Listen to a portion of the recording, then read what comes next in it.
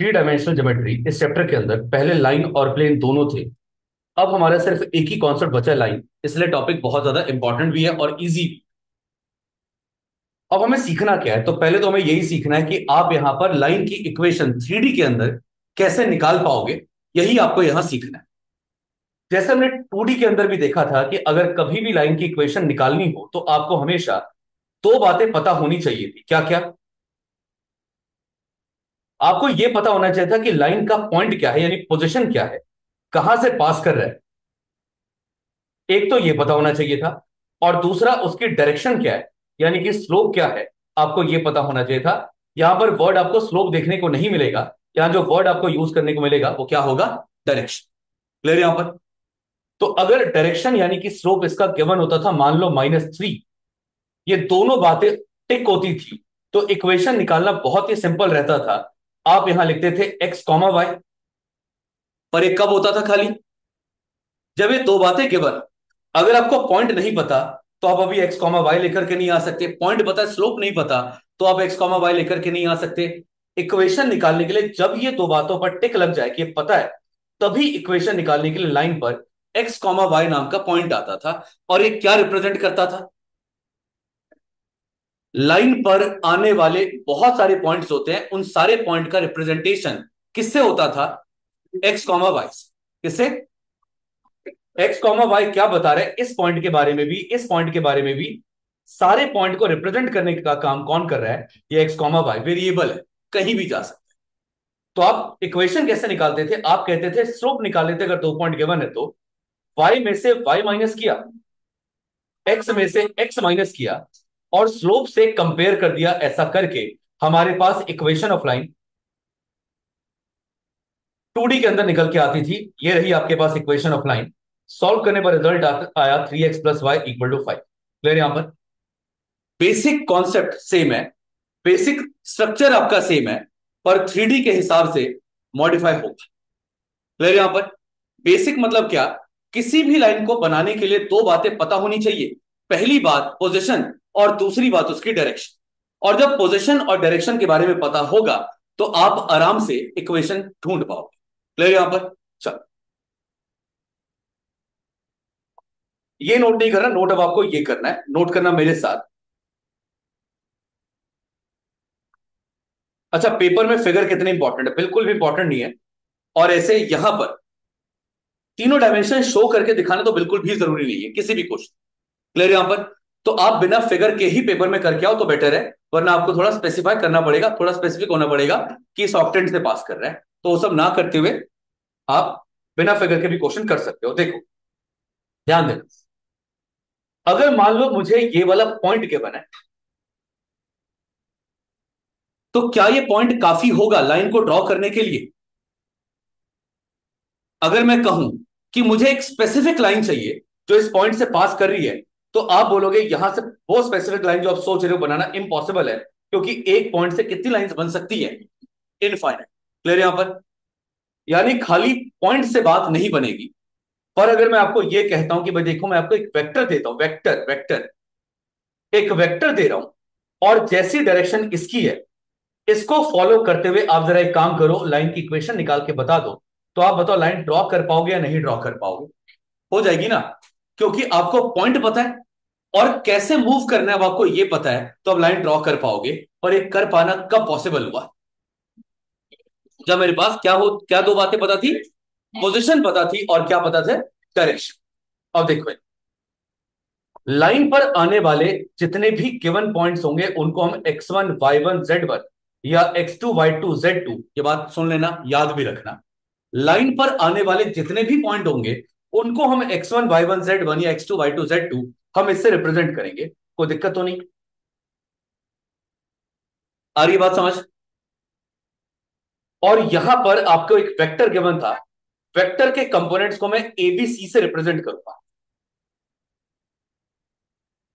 सारे क्वेश्चंस के लिए सेम यही हम वैल्यूज फाइनल कर रहे हैं। आगे से जब भी रिप्रेजेंट करना होगा, मैं लाइन पर आने वाले पॉइंट को x1 y1 z1 यही रखूंगा। और जो पैरेलल वाला होगा उसके डायरेक्शंस को एबीसी लेकर के चलूंगा। कोई दिक्कत तो नहीं?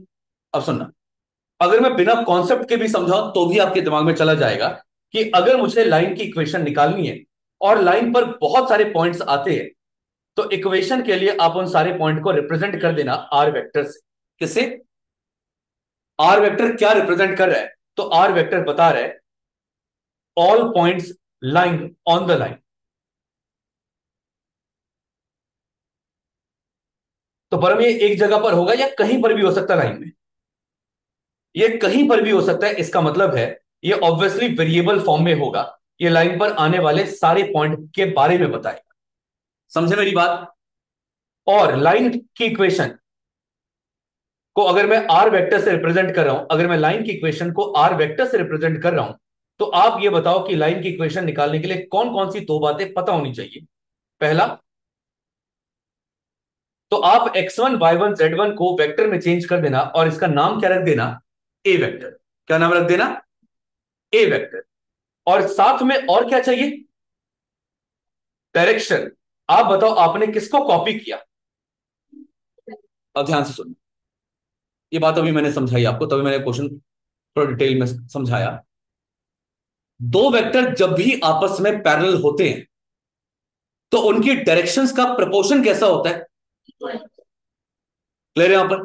यानी अगर ये इसे कॉपी कर रहा है, अगर ये नीचे वाला इसको कॉपी कर रहा है, तो आप क्या बोलोगे कि इसके डायरेक्शन, लाइन के डायरेक्शन लैम्डा टाइम्स होंगे किसके? ऊपर वाला जो वेक्टर गिवन है उसके। दोबारा बताऊं या समझ में आई बात? अगर ये दोनों आपस में पैरेलल हैं तो दो पैरेलल वेक्टर्स कैसे होते हैं? ए इक्वल टू लैम्डा बी या बी इक्वल टू लैम्डा, ऐसे ही होता था ना। तो यहां पर भी आप बोलोगे लाइन की जो डायरेक्शन है वो डायरेक्शन डिपेंड करेगी किसके ऊपर? बी वाले के ऊपर। और बी वाले के क्या बन जाएगी? लैम्डा टाइम्स क्या बन जाएगी? बोलो, बात यहां तक समझ आई? यानी अगर आप पोजिशन प्लस लैम्डा डायरेक्शन कर देते हो तो आपके पास क्या निकल के आ गया? इक्वेशन। क्लियर यहां पर? एक वेग तरीका, ऐसी बस ऊपर से बताने का तरीका तो यही है कि आपको पोजीशन बताओ, डायरेक्शन बताओ, आप दोनों जोड़ देना और जैसे आप ऐड कर दोगे आपके पास क्या निकल के आ गया? Equation of line. डन? पक्का क्लियर? कोई दिक्कत तो नहीं यहां तक? इसे कहा जाता है equation of line in vector form. अब एक नाटक और है कि आईजे के की फॉर्म में जब भी आप इक्वेशन लिख करके आओगे लाइन की, तो इसे बोला जाएगा वेक्टर फॉर्म। और जब आईजे के बिना लिख करके आओगे तो इसे बोला जाएगा कार्टीजियन फॉर्म। स्केलर फॉर्म नहीं, कार्टीजियन बोलते हैं उसको। क्या बोलेंगे? Cartesian form. अब वो कैसे आएगा वो समझाने से पहले एक बार पहले मैं ये लॉजिकली क्लियर कर देता हूं कि ऐसा ये क्यों हुआ है। ठीक? सुनना ध्यान से। अगर मैं इस वाले पॉइंट का नाम ए रख देता हूं तो ओरिजिन से ए तक जाने का रास्ता बताओ क्या होगा? हेलो? नहीं, इसका लगना है आज सैटरडे नहीं होती। चलो। तो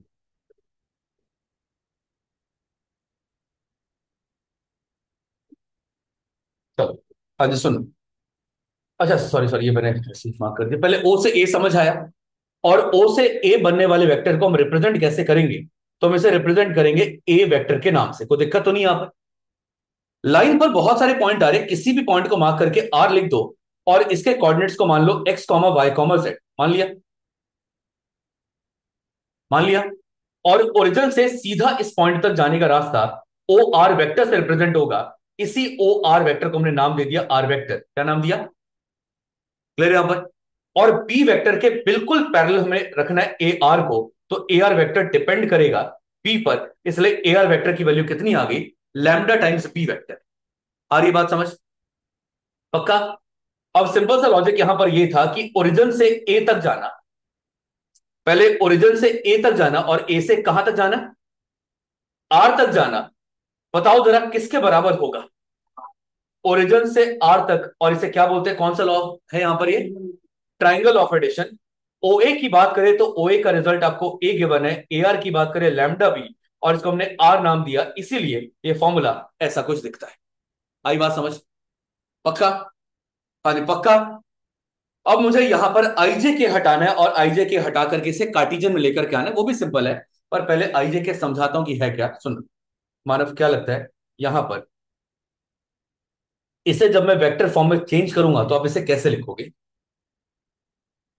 एक्स आई कैप प्लस वाई जे कैप प्लस जेड के कैप, या ए वेक्टर का वेक्टर फॉर्म बताओ क्या होगा ए वेक्टर का। ए वेक्टर पोजीशन को बता रहा था, तो क्या होगा? X one i cap, very good, y one j cap, और क्या होगा? Z one k cap. ठीक है। अच्छा ये बताओ बी वेक्टर की जगह पर क्या वैल्यूज आने वाली है? ए आई, बी जे कैप और सी के कैप। ये बात समझ आई यहां तक सबको? पक्का? ओके अब सुनो, यहां पर सॉल्व करने के लिए, आईजे के हटाने के लिए, मैं इसे उठा करके यहां ला रहा हूं। ये क्या इधर आ रहा है? पोजीशन आ रही है लेफ्ट में या डायरेक्शन आ रही है लेफ्ट में? पहले वाला क्या होता है? याद करना ही है पहले वाला क्या होता है। तो पहले वाला अगर पोजीशन है तो आप लेफ्ट साइड पर क्या लेकर के आते हो? पोजीशन। एक्स में से इधर आके एक्स वन माइनस होगा, वाई में से वाई वन माइनस होगा, और जेड में से जेड वन माइनस होगा। और हमारे पास सामने ब्रैकेट खोलने के बाद आ रहा होगा lambda a i cap, lambda b j cap और लैम्डा सी के कैप।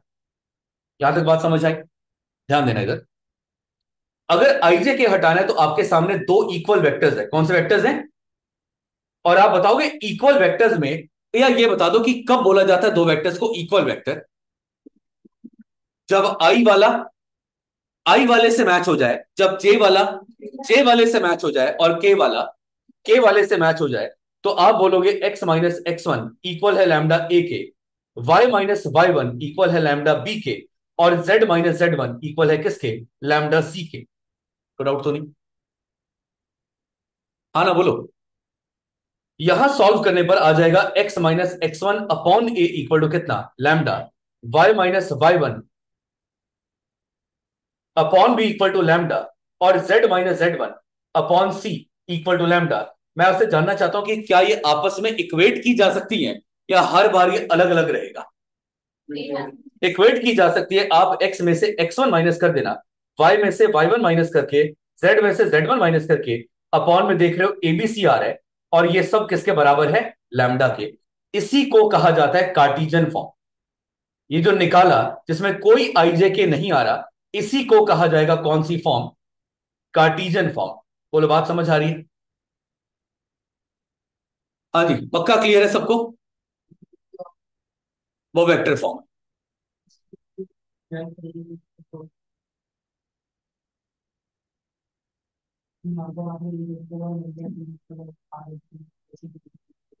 अच्छा उसी टाइम पूछा करो ना, ये बहुत पीछे चले गए तुम। ओ से ए, ओ ए वेक्टर बोलो या एक स्मॉल अल्फाबेट से रिप्रेजेंट करने वाला वेक्टर बोलो, एक ही बात होती है ना। तो मैंने यहां पर ओ ए वेक्टर ना बोल के क्या बोल दिया? ए वेक्टर। ओ ए वेक्टर को ही क्या बोल दिया? ए वेक्टर। लिख सकते हैं ना? इनिशियल टर्मिनल पता हो तो ओ ए वेक्टर नाम, और अगर इनिशियल टर्मिनल नहीं लिखना हो तो स्मॉल अल्फाबेट से रिप्रेजेंट कर देना। डन। ओ से ए जाना और ए से आर क्योंकि इसको फॉलो करना है, और बी की डायरेक्शन मैंने यही मानी है। डन।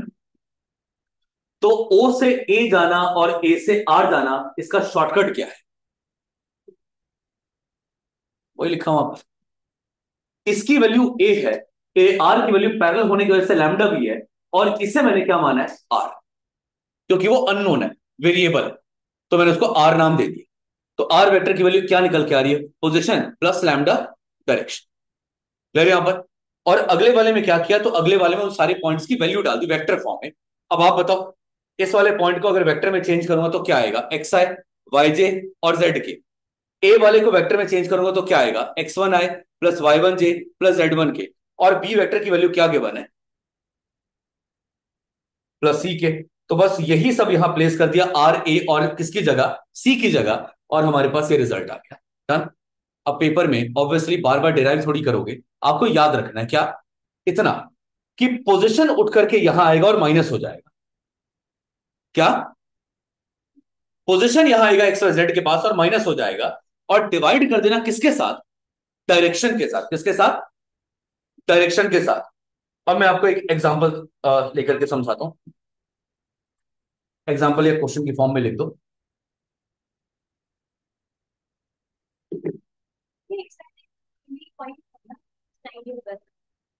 हाँ, एक्स वाई जेड किसी भी पॉइंट को रिप्रेजेंट कर सकते हैं।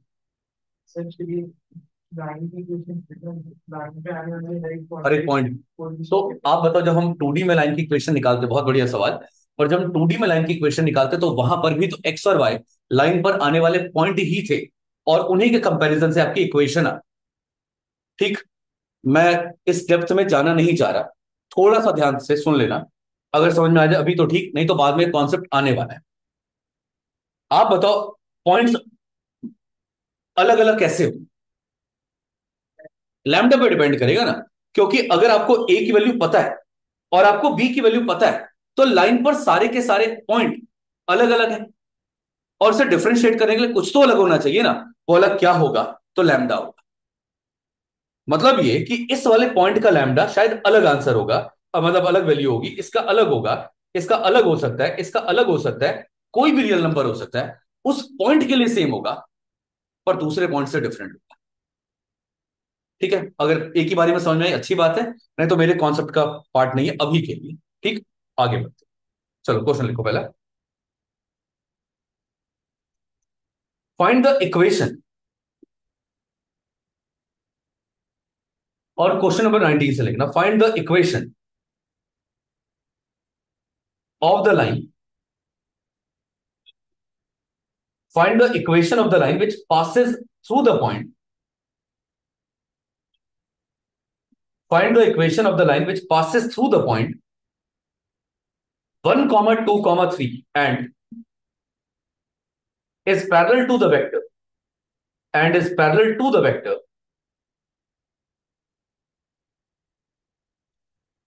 3i minus 2j minus 2k. Also find its Cartesian equation.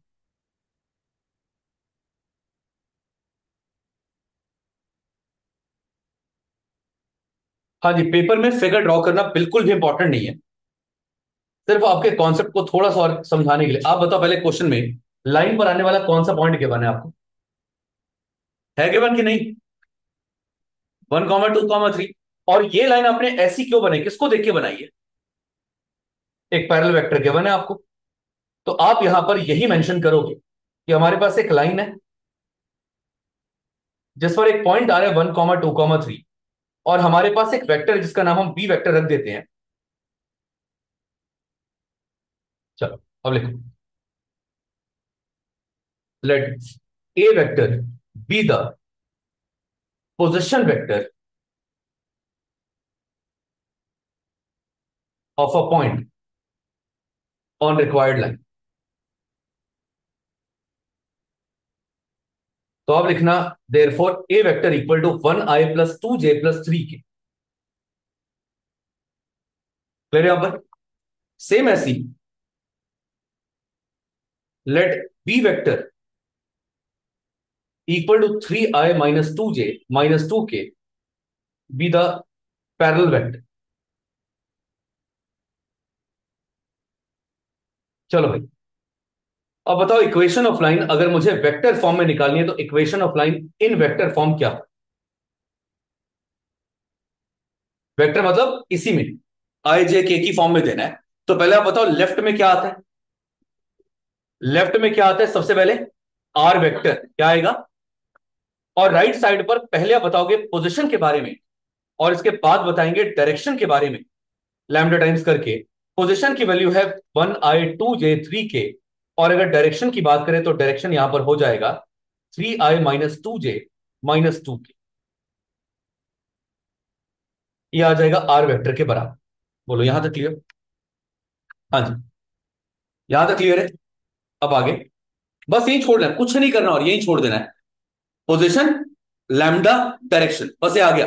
और इसके बाद अगली इक्वेशन निकालनी है कार्टेशियन फॉर्म में।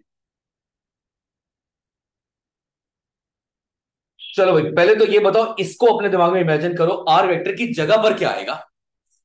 Variable x y z. और अपने दिमाग में इमेजिन करो कि ये यहां आया होगा, तो एक्स वाई जेड में से क्या हुआ होगा, प्लस या माइनस? माइनस होगा 1, माइनस होगा 2, और माइनस क्या होगा? और ये बताओ लैम्डा की वैल्यू निकालने के लिए जो मल्टीप्लीकेशन में आ रहा है वो वहां जाएगा तो क्या होगा? डिवाइड। तो अपॉन में 3 आ जाएगा, अपॉन में -2 आ जाएगा, अपॉन में -2 आ जाएगा, और ये सब लैम्डा के इक्वल है तो आपस में भी इक्वल होंगे, बिना ये सब डिराइव किए आप सीधा सीधा ऐसे निकाल के आंसर देख के आओ। आ रही है बात समझ?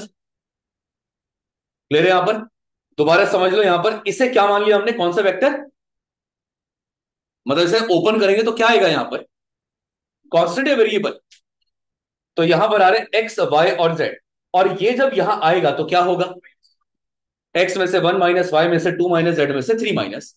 और जब लैम्डा निकालने जाओगे तो लैम्डा निकालने के लिए आपको डिवाइड बाय डायरेक्शन करना था, ए से डिवाइड करना था, और ये डायरेक्शन है, तो आप डायरेक्शन से डिवाइड कर दोगे जब सबको, आपकी इक्वेशन कंप्लीट हो। आई बात समझ? इजी। चलो एक क्वेश्चन अपने आप कर लो, दोनों फॉर्म में निकालना, इसी फॉर्म में छोड़ो। अगला question,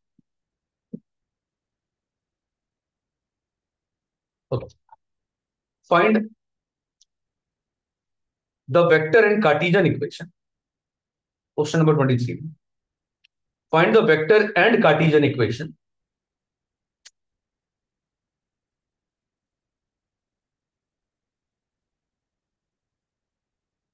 of the line in of the line that passes through of the line that passes through the point with position vector that passes through the point with position vector 2i minus j plus k plus 4k, sorry, and is in the direction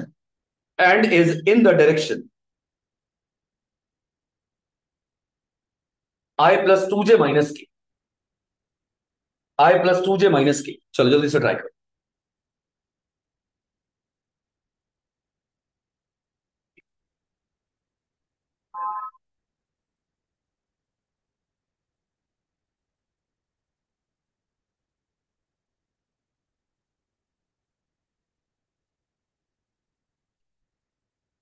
find the vector in Cartesian equation. आपको figure draw करने की जरूरत नहीं है, आप चाहो तो बना लो, पर जरूरत नहीं है। आप बताओ इस केस में, मैं सीधा निकाल देता हूं, इक्वेशन ऑफ लाइन अगर निकालनी हो वेक्टर फॉर्म में, तो पहले वेक्टर फॉर्म बताओ, लेफ्ट में क्या लिखोगे, आर वेक्टर, राइट में दो चीजें आएंगी, क्या क्या, पोजीशन प्लस लैम्डा टाइम्स, चलो वैल्यू डालो, और वैल्यू डालने के बाद इसे कार्टेशियन में भी चेंज करो। हो गया?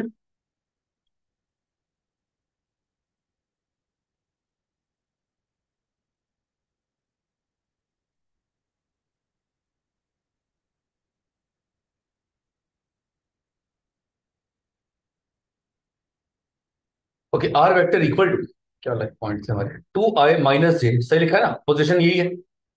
और डायरेक्शन की बात करें तो किसके पैरेलल है, किसके डायरेक्शन में है, i plus 2j माइनस के। कार्टेशियन की बात करें तो कार्टेशियन फॉर्म में इसको मानना पड़ेगा क्या, एक्स वाई जेड, और एक्स वाई जेड में से जब आप ये माइनस करवाओगे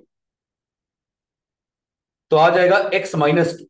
वाई के साथ क्या आएगा, -1 या +1, ये -1 वहां जाएगा, लेफ्ट में जाएगा तो प्लस हो जाएगा, और 4 जाएगा तो माइनस। ये बताओ डिवाइड किसके साथ करना है, डिवाइड करना है डायरेक्शन वाले वेक्टर से, 1 से, उसके बाद 2 से, और किससे, -1 से, और ये सब किसके इक्वल होगा, लेफ्ट। इजी। अगला question,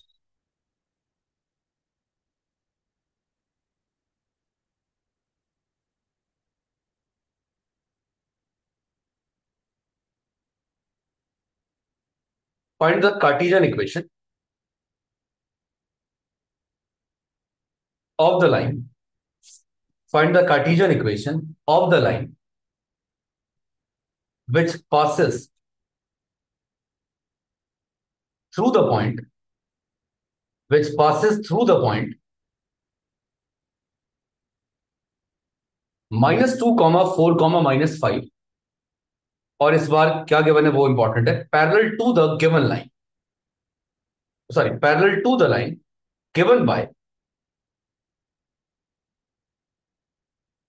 x+3/3 equal to y-4/5 equal to z+8/6। Clear यहां पर? चलो जल्दी से एक बार ट्राई करो, बताओ कैसे होगा। कार्टिजन में निकालना है, यहां वेक्टर फॉर्म में नहीं निकालना है। Equation of line in Cartesian.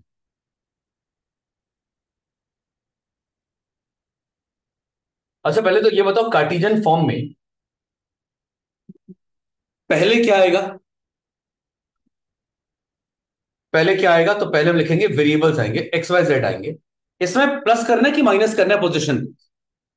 Sorry, plus करना है माइनस करना है डायरेक्शन को? कंफर्म करके बताओ, पोजीशन माइनस करनी है कि डायरेक्शन माइनस करनी है? पोजीशन को माइनस करना है तो आप यहां लिखोगे -(-2) -4, और माइनस करना है -5 को। ये भी बता दो डिवाइड किसके साथ करना होता है, किसके साथ डिवाइड करने से इसकी इक्वेशन कंप्लीट हो जाएगी। पर हमें डायरेक्शन नहीं पता, हमें इस लाइन के पैरेलल गिवन है। आप बताओ यहां ये क्यों गिवन है, इससे हम क्या निकाल सकते हैं?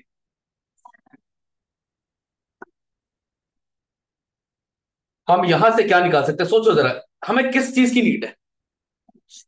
और अगर हमारी लाइन इसके पैरेलल है तो दोनों के क्या सेम होंगे या प्रोपोर्शन में क्या होंगे? डायरेक्शंस ना। आप बताओ जो लाइन आपको दे रखी है उसके डायरेक्शन कहां है, इक्वेशन में कहां है उसका डायरेक्शन? ऊपर या मतलब न्यूमरेटर में, डिनोमिनेटर में? यानी इसके डायरेक्शन है 3, 5, और क्या हमारे वाली लाइन भी अगर इसी के पैरेलल बन रही है तो इसके भी डायरेक्शन किसके प्रोपोर्शन में आएंगे? 3, 5 और 6 के। तो आप उसके डायरेक्शंस को यहां पर कॉपी करके इसको कोई भी नाम दे दो, लैम्डा, म्यू, अल्फा, बीटा, जो मर्द करे वो नाम दे। आई बात समझ? पक्का क्लियर है सबको? ये देखो, कुछ भी नहीं था, बहुत ही सिंपल क्वेश्चन था ये। एक लाइन है जो -2, 4 और -5 से पास कर रही है, पर किसको देख के बनाया? ये लाइन है, इसको देख करके आपने ड्रॉ किया। आप बताओ इसकी पोजीशन क्या है? पोजीशन क्या होती है, कहां आती है? ऊपर आती है कि नीचे आती है? ऊपर आती है। तो ये जब इधर जाएगा, ये जब इधर जाएगा, ये जब इधर जाएगा, तो पोजीशन आएगी -3, 4, -3। क्लियर यहां पर? और डायरेक्शन की बात करें तो इसकी डायरेक्शन होगी 3, 5, 6। आया ना? अगर मेरी लाइन, ये वाली लाइन इसी को कॉपी करके बनी है तो दोनों के डायरेक्शन का प्रोपोर्शन सेम होना चाहिए ना। तो मुझे इसका थोड़ी काम है पॉइंट का, मुझे काम किसका? डायरेक्शन का ना। तो वही डायरेक्शन जो ऊपर गिवन है उसी को मैंने यहां लिया, और इस डायरेक्शन को करके लेकर के यहां पर मैंने इक्वेशन निकाली। इजी। चलो, हाँ जी, बात समझ आई? पक्का क्लियर है? चलो 2 मिनट का कॉन्सेप्ट है, पहले फटाफट ये नोट कर लो। अगर आपको लाइन पर 2 पॉइंट्स गिवन होंगे तो आप क्या करोगे, जरा वो समझ। मान लो एक ये पॉइंट गिवन है x1, y1, z1। पहले तो ये बताओ, अगर 2 पॉइंट गिवन है, कितने? अगर 2 पॉइंट गिवन है हमें, तो क्या डायरेक्शन खुद से ढूंढी जा सकती है या अभी भी किसी और वेक्टर पे डिपेंड करना पड़ेगा डायरेक्शन निकालने के लिए? अगर मान लो 2D की भी बात करें और ये वाला पॉइंट गिवन है, साथ में ये वाला पॉइंट गिवन है, तो लाइन बना सकता हूं या नहीं बना सकता? सेम ऐसे यहां, अगर 2 पॉइंट गिवन होंगे,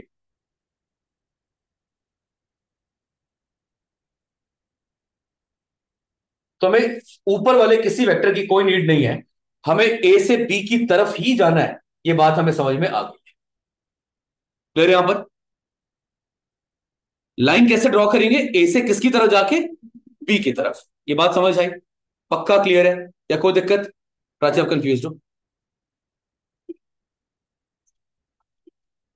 नहीं, ऐसा तो नहीं कहा कि पॉजिटिव है, क्या पता ये नेगेटिव आ रहा हो। बिल्कुल पॉसिबल है। पर मैं आपको एक बात समझाऊं कि बच्चे देखो, सामने वाले कितने समझदार है एग्जामिनर्स हमें नहीं पता। वैसे तो समझदार ही होंगे, पर फिर भी आपको पता है कि पेपर में कुछ भी चेकिंग हो जाती है, और आप फिर पीछे पड़ते रहोगे कि हाँ हम यहाँ पर भरेंगे असेसमेंट का दोबारा से। तो अब बात मानो, पहला पॉइंट जो गिवन होगा ना, पहला पॉइंट, आप उसी को फर्स्ट और दूसरे वाले को सेकंड मान के चलना क्वेश्चन के हिसाब से, उल्टा मत करना। क्योंकि वो देखेंगे कि आंसर आ रहा है बी वाला पहले और ए वाला बाद में, मतलब जो भी होगा जिस भी फॉर्म में अभी अभी आना है, और वो काट देंगे सीधा, क्योंकि आंसर मैच नहीं करा उनके उसके मतलब सॉल्यूशन। इसलिए बेटर होगा कि पहला पॉइंट गिवन है, दूसरा पॉइंट गिवन है, आप पहले वाले को लेकर के चलो पहले वाले की जगह, और दूसरे वाले को लेकर चलो दूसरे वाले की जगह, और मानो कि हम पहले से दूसरे की तरफ जा रहे हैं। डन? चल, तो क्या मानेंगे यहां पर? ए से बी जा रहे कि बी से ए आ रहे? ए से बी जा रहे, यही मान के चल। अब देखो भाई, बहुत सिंपल सा जवाब होगा इसका भी। अगर इक्वेशन निकालनी है तो आप क्या बोलोगे कि अगर हमें आर वेक्टर निकालना है तो आर वेक्टर निकालने के लिए हमें दो चीजें पता होनी चाहिए। क्या क्या? पोजीशन। आप हमेशा पहले वाले पॉइंट को पोजीशन की जगह पर लिख देना, और डायरेक्शन रह गया। आप बताओ बच्चे, डायरेक्शन कैसे निकालोगे? दूसरे वाले पॉइंट का करोगे क्या? क्या दूसरे वाला पॉइंट डायरेक्शन बन जाएगा? क्या हमने वेक्टर में यही पढ़ा कि अगर आपके पास ए नाम का इनिशियल पॉइंट होगा और बी नाम का इनिशियल पॉइंट होगा तो आप बी वाले को डायरेक्शन बोल दोगे? नहीं ना। आप डायरेक्शन निकालने के लिए क्या करते थे? जब आपके पास इनिशियल और टर्मिनल गिवन होता था तब आप टर्मिनल वाले में से इनिशियल वाला माइनस करते थे। बस यही हमारा छोटा सा कॉन्सेप्ट है इसके लिए, कि अगर मुझे ए बी की डायरेक्शन निकालनी है तो क्या करना पड़ेगा? बी वाले में से माइनस करना पड़ेगा क्या? ए वाला। आ रही है बात समझ? सर ये तो खुद की डायरेक्शन है, यहां लैम्डा क्यों आ रहा है? तो बच्चे उसका भी एक सिंपल सा लॉजिक है। आप जब पॉइंट लोगे वो एक्स वाई जेड वाला, तो कहीं भी हो सकता है ना वो तो, कहीं भी हो सकता है ना वो तो, है नहीं? कहीं भी हो सकता है ना। तो मान लो मैंने ये आर वाला पॉइंट यहां ले लिया, x comma y comma z. अब आप बोलोगे ये ए वेक्टर है, आप बोलोगे ये आर वाला आर वेक्टर है। हमें ए आर के बारे में नहीं पता। ये बात मैंने जानबूझ के वेक्टर्स में नहीं की थी, अब मैं आपको समझा रहा हूं, मेरी बात ध्यान से समझना। वो जो आपका पॉइंट होगा ए आर बी, वो सब एक ही लाइन पर फॉल कर रहे हैं, हाँ या ना? जल्दी बोलो, वो सब एक ही लाइन पर फॉल कर रहे हैं। और जब एक ही लाइन पर तीन पॉइंट फॉल करेंगे तो हम उन लाइन को क्या बोलेंगे? कोलिनियर पॉइंट बोलेंगे, हाँ या ना? हाँ जी। अब देखो, एक बार जरा ए बी नाम का वेक्टर चेक करना। इस वाले क्वेश्चन में ए बी नाम का वेक्टर आ रहा है कितना? 3i-1j-2 के। और एक बार जरा ए सी नाम का वेक्टर चेक कर लेना। ए सी नाम का वेक्टर कितना आ रहा है? 9i-3j-6 के, हाँ या ना? आप जरा एक बार प्रपोर्शन चेक करके बताओ, 3/9 कितना होता है? -1/-3 कितना होता है? और -2 में -6 कितना होता है? इसका मतलब मैं कह सकता हूं A C vector equal to lambda times A B vector, कह सकता हूं। यही कॉन्सेप्ट यहां लगाया मैं, कि जब मुझे पता है कि ये तीनों कोलिनियर है तो इसका मतलब है कि ये जितना भी आ रहा है बी माइनस ए, ये उसके प्रपोर्शन में होगा। तो आप लिखोगे ये हो जाएगा लैम्डा टाइम्स बी माइनस कितना। और फिर वही कहानी, ओ से ए जाना ए से आर जाना बराबर होगा किसके? ओ आर के। और आपका रिजल्ट एग्जैक्टली यही आएगा। आप इसे रट्टा भी मार सकते हो, समझ के करोगे, बहुत अच्छी बात। क्लियर है यहां पर? तो मैं एक बार दोबारा समराइज कर देता हूं क्या करना है। पहला पॉइंट पोजीशन बन जाएगा, पर दूसरा डायरेक्शन नहीं बनेगा। आप अभी ज्यादातर बच्चे यही गलती करोगे, दूसरे को डायरेक्शन दिखा दोगे, दूसरा डायरेक्शन नहीं बनेगा। डायरेक्शन कैसे निकाला जाएगा? बी में से क्या माइनस करके? ए माइनस करके। क्लियर है यहां पर? अब आप इसे जरा सोचो, ये तो आ गया ना वेक्टर फॉर्म में। कार्टीजन में ये क्या होगा?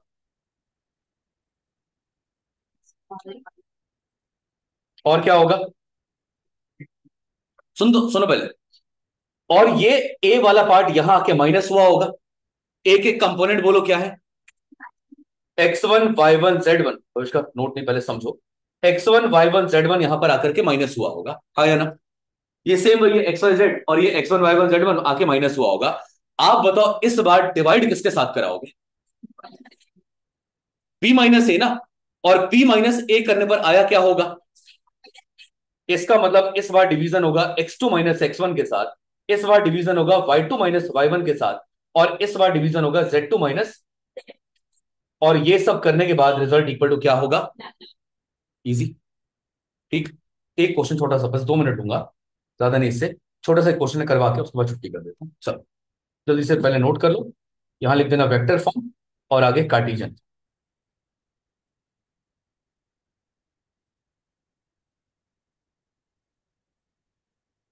मैंने आपको ना पूरा 3D का ये असाइनमेंट फोटोज फॉर्म में भेजा होगा। आज का होमवर्क है 19 से लेकर के, और हैंड रिटन भी करने हैं आपको। 19 से लेकर 30 तक के क्वेश्चन ये इसी कॉन्सेप्ट से आपके सॉल्व हो जाएंगे।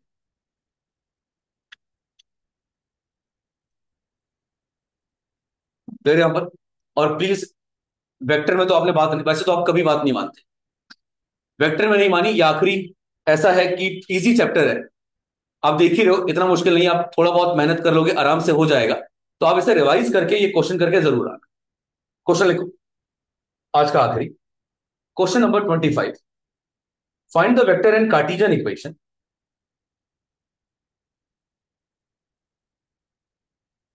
Find the vector and Cartesian equation of the line that passes through the that passes through the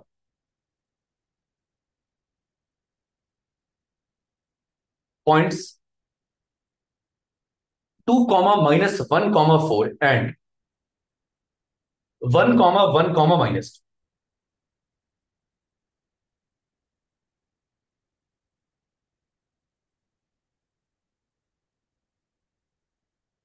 ए आ जाएगा 2 कॉमा माइनस 1 कॉमा 4 और बी आ जाएगा 1 कॉमा 1 कॉमा माइनस 2।